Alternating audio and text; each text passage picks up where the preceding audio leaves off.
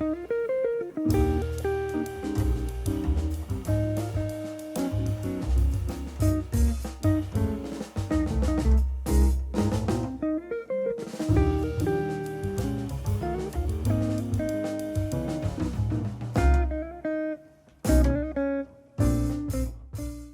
the question guide has got your personal background, has got music is your art, music and your education. So when you're an educator and a clinician, and your lifestyle when we were talking about physical health, mental health, and talking about the gear that you use, microphones, pedals, metronome apps, or, and at the end we've got words of wisdom. Now, were you born in New York? I was born in Connecticut, which is 2 hours north, in this place called Waterbury. And, I moved to New York in 2003 to go to NYU, and I got a degree in opera. Okay. And then, speaking of voice, a lot of the pedagogy and a lot of the technique I got was from classical training. But I was always kind of singing jazz in the background. Do you remember what was your audition like when you went to NYU? What did they ask you to prepare? What did you have to demonstrate at your audition, pretty much? Well, let's see. Since it was classical vocal performance, they wanted me to do an Italian art song. Probably a Baroque piece. And maybe something like Schubert. I know they definitely, even though I was going to major in opera, they know that the voice at that age is very young, and they don't expect you to sing anything from operas yet. Before you went to that audition, did you have any prior training, through having private lessons, mentors, or maybe you had your own motivation, so you were studying on your own? So my mom discovered that I could sing at a very young age when I would watch television and I would harmonize the melodies of the songs. She was like, And then I had an interest in piano. I'd always go to the piano and play by ear. But they tried to put me in lessons, but I was too stubborn. So they would have me read, and I wouldn't be able to read the music because I could hear it so much faster. So they would have me read it, and then I'd be like, can you just play it for me? And then I would play it. And all the teachers were like, she needs to go to Suzuki, do something else. And so I tried Suzuki piano, but I was too stubborn, and I didn't finish. And in the meantime, I played trombone in the jazz nice. band. Did you have long hands enough? Did you do it? I mean, barely. And I did it because someone said, oh, trombone is good, it'll help you get into college. I played trombone, and I've always been I was tall for my age. I'm not tall anymore. I just shot up very fast when I was young, and I'm like a strong, dense girl. And so I had this really big voice, and nobody knew what to do with it. So I found a wonderful teacher in my hometown in Connecticut, and she started giving me classical voice training. And a lot of that has to do with vocal health and singing in your head voice, no belting, no rock, no pop, nothing. And in the meantime, I was also singing jazz, and playing the trombone, and then going up and singing jazz songs. And I discovered that I loved Ella Fitzgerald back when there were CD stores. Yeah. And I went to a CD store and I bought an actual Ella Fitzgerald record. But yeah, I would say that my mentors were that voice teacher, Laura Mashburn, and then my band director, who had me play the trombone and sing jazz, and all my choir directors. I love them. But like I said, I had this big voice, and everyone was just, I wanted to be in the musicals as the lead, but they always cast me as the mom. And so they said, you should sing opera, then you could be the lead. It was ridiculous. So I did that. I mean, the funny thing is that when we do talk about like the body and everything, I had to play on the boys' soccer team when I was young because I was too strong. So like everything about me is over the top. The voice is huge. Everything is just big. Well, when I was in New York, I tried to go to New York approximately once a year, and I go to usual places, but I'm staying usually on Manhattan, and I tried to go in the middle of the night to Lincoln Center. Nice. Lovely theaters, right? I'm in front of them. I never have enough money to go inside, but I realize it's really such a wonderful place, for opera singer, for singer of any kind, because it has also a jazz department, right? So I mean, if somebody manages to get there and actually perform there, it must be a nice experience, I imagine. Well, the funny thing is that I think your dreams are, you kind of know which ones are reachable in your gut, even at a young age. And I remember somehow studying opera and going to see the Met and going to see all the things at Lincoln Center and thinking, oh, I want to be on that stage. But in my gut, I was like, this is not for me. I don't, this isn't it. But when I would watch like the Grammy Awards or I would see a big concert with tons of people, I'd be like, yep, that's it. That's where I'm going to be. So it's interesting. You kind of know in your gut which dream is the one that's really worth striving for. What were you doing after NYU? Did you start your career and you just went, performing, and working, or did you pursue any other further studies? No more school. I don't know. I feel like your formidable years for schooling are when you're young, when you're, up until you're like 21. And then after that, it's all just working and who you know. So I managed to get this classical degree, and I sang professionally opera for a year and a half, but I had always been singing jazz, and I was always drawn to the piano, even though I couldn't finish my lessons because I was too stubborn. And I started to write more music, and then I had a very interesting breakthrough experience. There was a performing arts organization in my hometown, and it was very expensive. But my mom suggested to me, why don't you go and ask them if you could volunteer, and then they'll give you a scholarship to their jazz camp. And so I would do that. I would go and I would volunteer, and then they would let me go for free to the jazz camp, and I would study and just for 1 week, 2 weeks, every other summer with like Sheila Jordan and Lisa Ann Lyons and all these wonderful jazz singers. And then when I got older, I realized, hey, there's no assistant for these people. They could use an assistant. So even though I was an opera major, I managed to convince them to let me be their jazz assistant. So I started assisting these teachers and learning from them. And the full circle of that story is that now I am the vocal jazz. You put your foot in the door really, really smart way. I mean, fair play to your mom. Yeah. She's a great manager. Yeah, she's good. But because of that camp, I became friends with the daughter of the woman who ran the camp and the festival. There's also a jazz festival, the Litchfield Jazz Festival.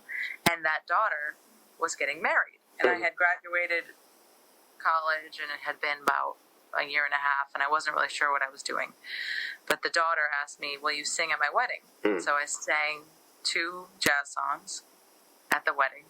And when I was leaving the wedding, the mother who ran the jazz festival said, no more opera. You're a jazz singer. That's it. I'm putting you on the stage this year. Make a CD, do it.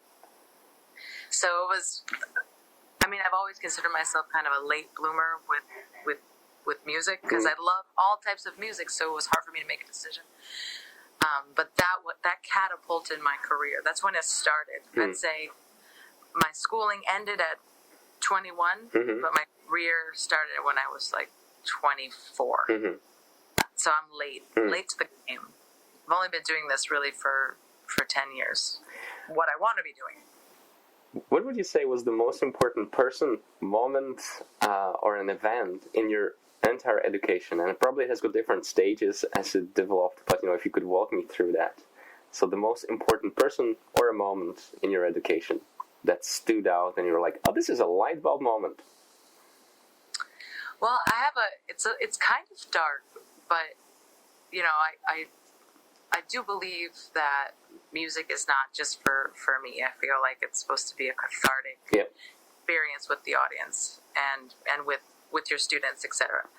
So when the first time I really felt that was after 9/11 in the States, they had this huge concert for New York, and a couple months later, and I remember sitting and watching it, and all these performers were singing like from the bottom of their like soul for everyone who had suffered and all the people that were lost. And I remember watching that show and going, wow, look at the beauty and the joy that music can bring.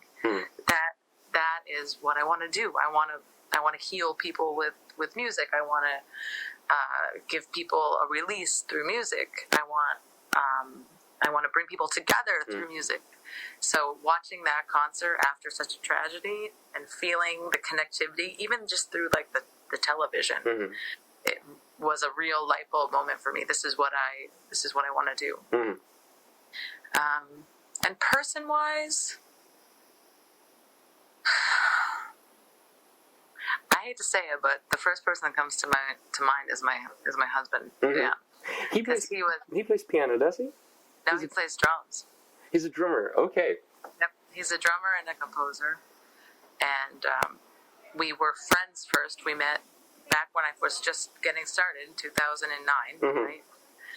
And I had no idea what I was doing. I had no real connections jazz-wise. And he was my biggest supporter. He, when everyone else was just kind of like, yeah, she's another singer. He's like, that's a really good song. I'm going to get you a good band. And then he keeps me grounded. And now we work together all the time. We both got nominated for a Grammy together because of this bond. Yeah, congratulations. That's a big news, I mean, thank God, because we're married and only one of us got it. We'd be so jealous. So it was No, absolutely. Is there a collection of instructional material that every teacher and student should have at their collection at home?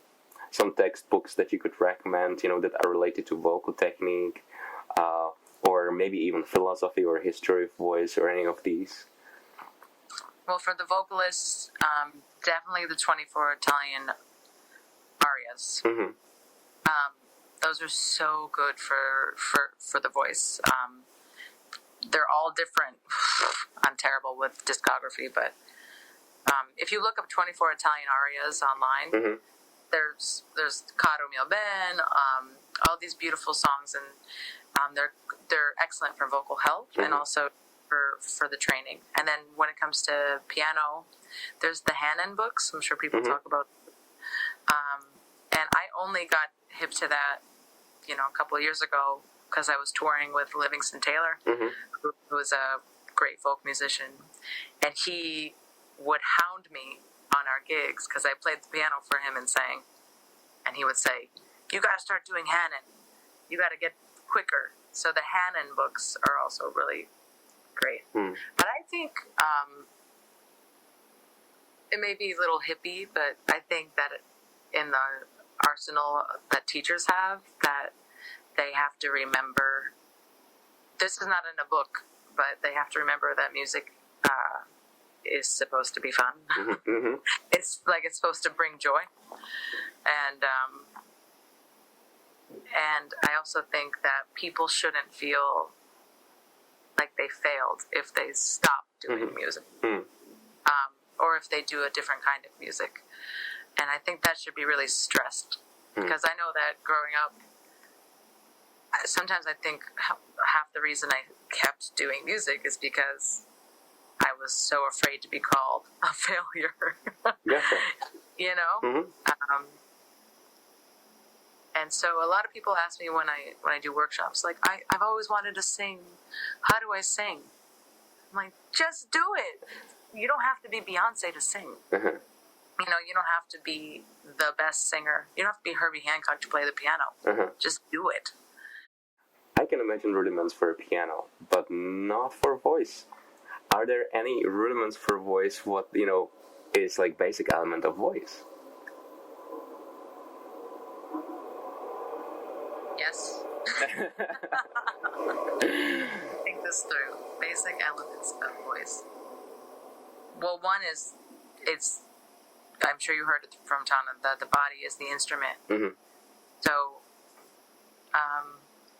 always being hyper aware of your voice. So if you're in a loud area, not yelling. If, you know, don't smoke. Yeah. They're like very, very obvious things. But also treating the voice like it's a rubber band. That is, when you're first getting started, the band is very tight. And what you want to do is stretch it so it becomes longer and more elongated and smoother. And so doing warm-ups every day for just 20 minutes, that's it, is, I think, essential to vocal health, and a lot of people don't remember that. So besides the basics of being, you know, healthy, there's treating it just like you would a saxophone. Saxophonist will play scales, but the thing about the voice is you can only do it for 20 to 30 minutes at first until you gain some sort of stamina. Yeah. Would you say you can stretch this so-called rubber band through, you know, like breathing exercises, or that's the scales I can imagine that you're putting out there, or is there anything in particular? That's a great question. So everything does start from the breath, right? And what I always have my students do is start, you know, on an instrument, people do long tones, so they'll you know, like, woo. Same thing, but on a buzz. So I would have them breathe in for 4, hold for 4, and then I would just have them go on a buzz without any sound for as long as they can. And then I recommend that, you know, when they're in the shower, they're going just making buzzing sounds as they go, because it's impossible to do this without air. So air is the first, and then it's utilizing air in the best way. It's not take as much air as possible and then what do you do with it? It's like watching a baby sleep. If a baby is sleeping, the baby's not going you know, they're breathing naturally. So I like to teach a cyclical cycle of breath that is attached to the sound. And then the scale-wise, you don't do scales at first. What you do is actual stretching. So it sounds kind of like a siren. So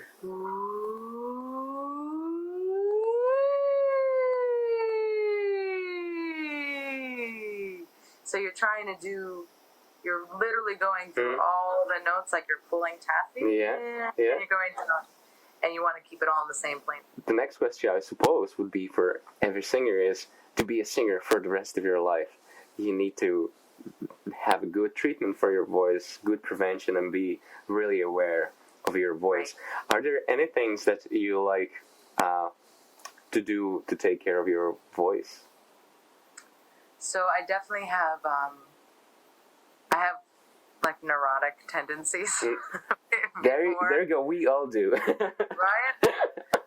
So the week before a show, I'm taking vitamins. Even if I don't feel sick, I'm just taking them because there's nothing that makes me more afraid than being ill. Because like we talked about before, if I'm ill, if I have a head cold, my voice is not the same, and it's really a shame. But definitely steering clear of smoke at all times.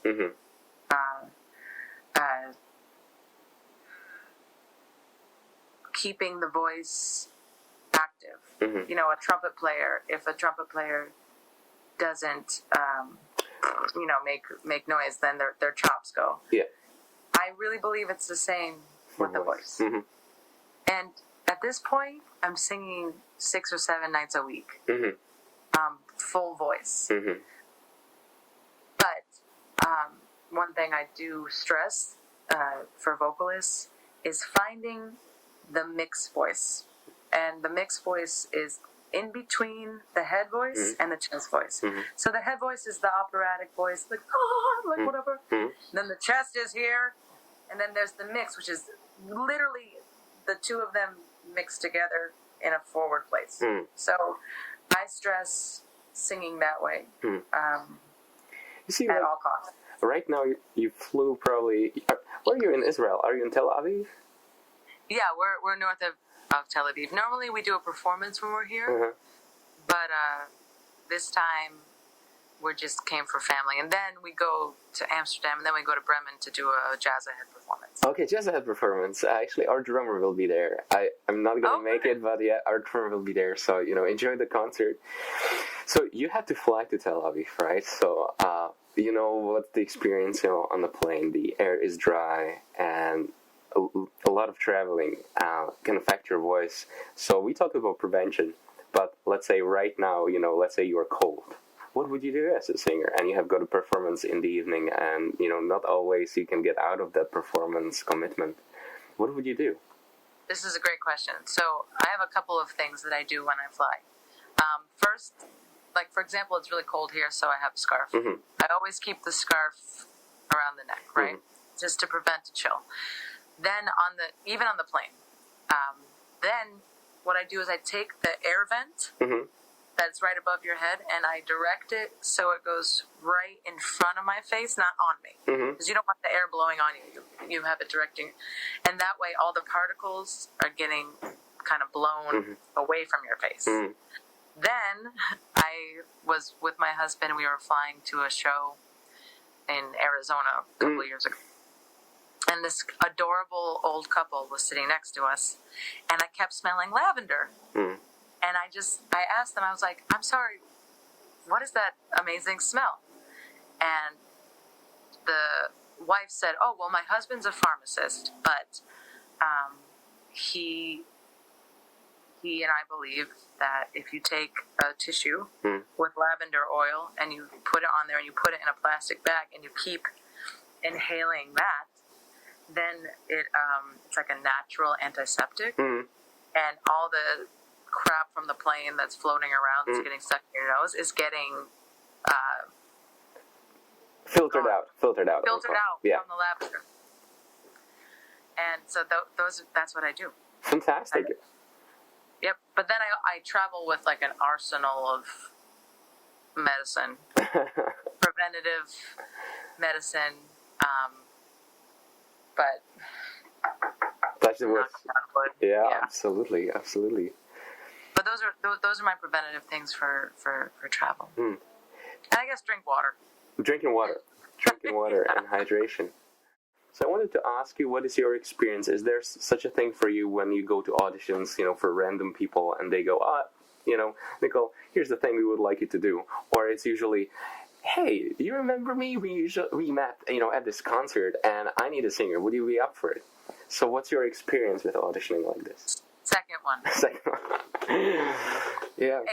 Except, okay, so you know what? I guess it's a little bit of both. I realize that the better your career goes, the more people call you. and you don't have to go to auditions. But in the beginning, I definitely was going as many places as possible until I became frustrated, and then I stopped. And then just 1 year ago, I've released a couple records. I've been like touring with all sorts of people, but I decided to go to an open mic a year and a half ago at Birdland Jazz Club, because I'd always wanted to sing there, but I had become frustrated and just was like, this is not going to be the place for me. So I went there and I sang at the open mic, and right when I got off stage, someone came up to me and said, would you come to Texas and do a show? And I was like, I should come out again. And then the same thing happened the next week I came, and they didn't remember really because so many people, but the owner was there, and I was the dead last person to sing. And I sang a song and played the piano. And when I got off stage, the owner of the club was like, where have you been? And so then he was like, would you like to sing with the big band? So it's a little bit of both. I mean, when I was younger and I would go to auditions, I wasn't ready to be on stage. I wasn't the right person yet. And that's okay. I wasn't the full package, and because I'm so competitive, I kept pushing. But I think that's a big reason why people stop music, because they're not really ready to be in the spotlight, but they really want it. But when people say no, they're like, I'm not good enough, and then they quit. But my competitive nature, I was like, you're wrong. I'll prove it to you one day. And so, now people call and say, oh, I met you at blah, blah, blah, or, hey, I'm a friend of blah, blah. Will you do this, blah? But there's still the thing of just showing up as a performer and just knocking them out with talent. But that only comes with developing it, and people don't realize that. Some people are very lucky, and at a young age, they already have like a very strong presence and a strong talent. But like I said, I'm a late bloomer. I kind of had to figure it out the hard way. And the long way around. Part of it is your ability to live up to your own expectations, or have your own philosophy as a person, how to deal with competition, peer pressure, and self-doubt. Are there any hints how you can transfer that negative energy, I suppose, into positive and creative energy? I think it's healthy to have a sense of competitiveness. It's the way anyone will excel in any career, right? Is the drive to reach for more. But I do really believe in. I don't believe in like catty competitive, where you're trying to cut people down. In fact, most of my some of the best connections that I've made that have helped me have been through other singers who should be my competition, but they end up being dear friends, and we help each other. So when I say competitive, there's got to be another word. Strong-willed, yeah. Driven, and also the very honest truth of like afraid of failure. So ask me the question again so I can think. You said dealing with pressure. How well do you cope with the pressure? A gig that you really wanted to do, and now you got finally the phone call, and you're full of excitement. Also, am I gonna do a good job? Oh yeah, that never goes away. That's brutal honesty. Never. In fact, a lot of the things that I have, I'm terrified of losing. And a lot of so dealing with the pressure, that's interesting. I I sometimes don't deal with it. Yeah. I'm like a very anxious person. Uh-huh.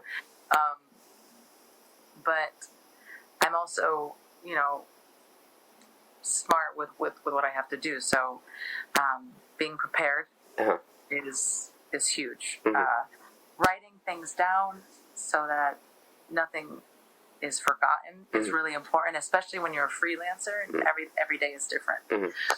So I always have a list of it on the day, like of what I have to do, like memorize lyrics for the big band, finish the arrangement for the Generations of Her girl tours,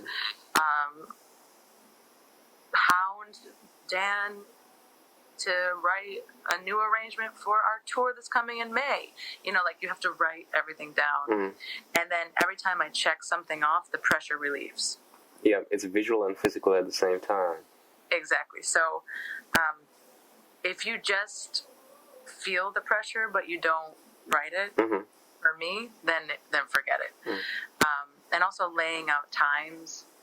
I every, let's say, Sunday, I'll wake up, I'll have my coffee, and then I'll go to my phone and I'll look through the whole week, day by day, hour by hour, because like I said, it's always different. And so I'm looking at the thing, I'm like, oh wow, okay, so on Wednesday night I'm working my day job. I'm like the piano woman. So but right before that I have an hour and a half. I really should sit at the piano and practice the whatever random show I'm doing. And then I should schedule a rehearsal. It's literally hour by hour is the way to get through the pressure so that nothing gets lost. And then also, eventually you just realize that people continue to call you. So you must be doing something right. Yeah, absolutely. What is your working pace in a studio environment? So I would like to know maybe what kind of recording software do you like using when you're writing out music, how you deliver the music to musicians, what software, pretty much. And what metronome app you use? And because of the late bloomer thing and the play by ear thing, I literally do everything by ear. Everything. I taught myself how to play the piano by ear. I write my music by ear, and I'll write it in different time signatures. I still write things by hand. By hand, okay. Yep. I write it all by hand, and my charts are intuitive. They're not beautiful, and most of the time there's no rhythm written on it. And in the rehearsal, we'll do it. But but my husband, on the other hand, we work together all the time. We're a really good team because I'm the like gypsy ear feeling writer, and then he uses Sibelius. Yeah. And he writes for nine piece ensemble plus me. Yeah. And so he does everything on the computer, and then he has all the recording equipment.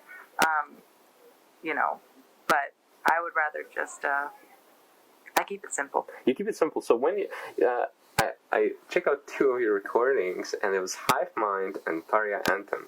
So when you go to the studio, does it mean that you prefer as a singer, like, I will take care of my duties and I can answer the question as a band leader, but you would like everybody else to set themselves up so they feel comfortable? Or do you have any requirements? Let's say you already have like a layout, how the band usually is set up in a studio, the same on the stage. Do you interfere with that somehow?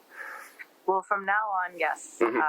Both of those albums, a lot of things were not ideal in the recording situation because, like I said, it's not something I ever had any interest in. So I don't research how would I want to be before. What would make me the most comfortable in the studio, and take criticism elegantly. And don't always take it to heart. That's another advice I would give, is that, yes, you can take the criticism, and sometimes the criticism will hurt. for example. But yeah, but don't take it to heart all the time. Trust your instincts. So I would go to these songwriting workshops in New York, and the people would tear my songs apart, tear them apart. I would go in there like, yeah, this is a great song, woo! And then I would perform it for them, and then they would literally rip it to shreds, and I would come home, and I would cry, and I was just like, oh, I'm a terrible songwriter. And then I was like, man, I'm a jazz singer. You know, I'm not trying to write the next song for Demi Lovato to sing. I'm writing music that is honest and truthful to me. And a lot of their criticism was great, and you just have to be able to have enough confidence and to be able to make the distinguish to distinguish between that their truth is the only truth and you and what your truth is. You know, you have to kind of do both. Thank you so much again for everything. We'll keep in touch. Aww. I had absolutely blast talking to you, and good luck in everything you do. Don't be a stranger. Wow. See you. Bye, Nicole.